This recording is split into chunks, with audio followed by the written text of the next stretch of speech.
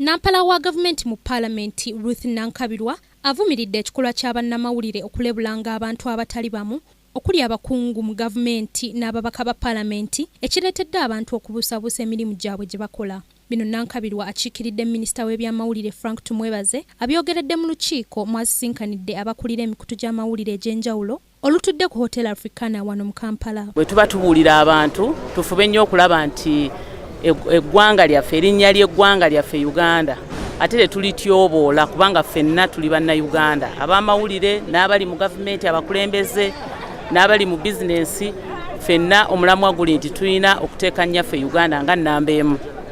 N'ekyokubiri nti ne ba individuals oba abantu basekinnomu abakola emirimu egy'enjawulo nabo tebawulira bulungi ng'omuntu yabawandiiseeko ekiwandiiko ekitali kituufu ate nga waali nga tomuddidde kumubuuza akubuulira amazima olyoka ogende mu maaso wandiike. Nankabirwa avumiridde empapula z'amawulire ezaavaayo ne zirebula ababaka okwalina okussa ebifaananyi byabwe ku nsolo ng'embizzi. Recently in Kamunye, I saw pictures of people faces with the pig's noses, including one called Muhammad, and you put the nose of a pig on Muhammad.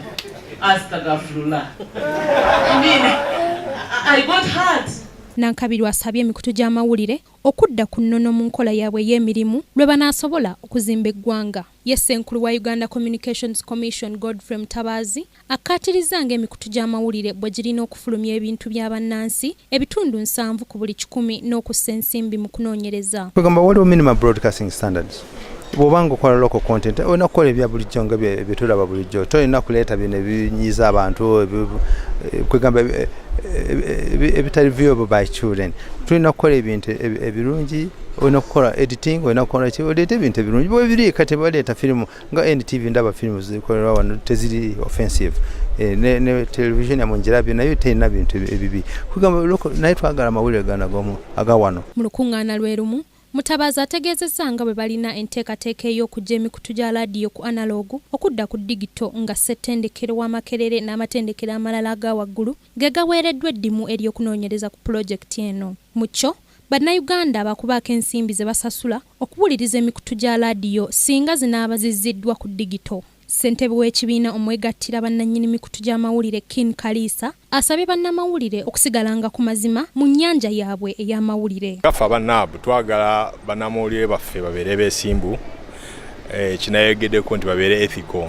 Ebintu bamanye nti bwe baba bawandiise oba nga babroadcastinze bantu bangi babiraba, abaana abato, abantu abali religious, bapoliticiani oba broadcasting eri abantu bonna.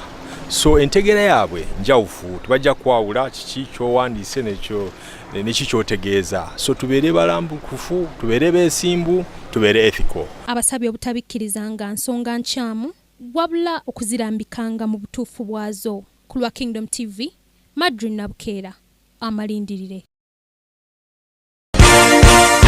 This is Kingdom TV.